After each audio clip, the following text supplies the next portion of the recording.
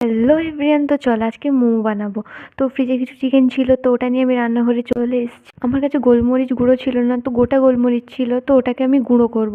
প্রথমে গ্যাসটা জ্বালিয়ে নিয়েছি, তারপর কড়া বসিয়ে দিয়েছি। কিছুক্ষণ কড়াটা গরম হওয়ার পর ওতে গোলমরিচগুলো দিয়ে দিয়েছি। দেন ওটাকে আমি শিলনোড়ায় গুঁড়ো করেছি। তোমরা চাইলে মিক্সার গ্রাইন্ডারে গুঁড়ো করতেই পারো। ওটা গুঁড়ো হয়ে গেলে আমি একটা কাগজে মুড়ে রেখেছি বাটিতে ময়দা, তার সাথে কিছুটা আটা আর নুন আর তেল দিয়ে ভালো করে ওটাকে মিক্স করতে হবে।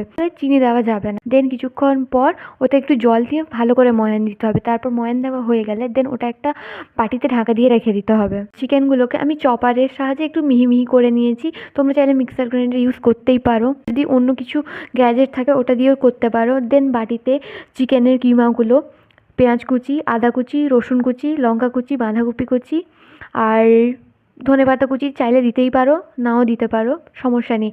গোলমরিচ গুঁড়ো, ভিনিগার আর সয়া সস আর একটু স্বাদ মতো নুনও দিতে হবে। যদি কারোর কাছে ভিনিগার না থাকে তাহলে লেবুর রস দিতে পারো, কিন্তু পরিমাণটা একটু বেশি দিতে হবে ভিনিগারের থেকে। চাইলে তোমরা সয়া সসটা একটু বেশি পরিমাণ দিতে পারো, কিন্তু 2 চামচের বেশি দিবে না, তাহলে তিতা তিতা লাগবে। তো তারপরে আমি ওই ময়দা মাখাটা ওটা নিয়ে ওটাকে একটা ভালো করে রাউন্ড শেপ করে ওর চারদিকে জল দিয়েছি, কারণ জল দিলে ওই ভালো চিটটা ধরবে।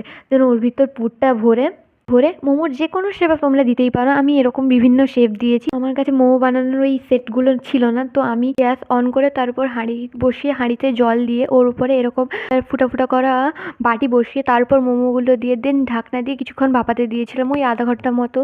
ওই হাঁড়িতে বসানো বাটির মধ্যে কিছুটা সাদা তেলও ঘষে দিতে হবে। কিছুক্ষণ ভাপা দেওয়ার পরই তৈরি হয়ে যাবে মোমো। তো তোমরাও এটা বাড়িতে ট্রাই করে দেখতে পারো।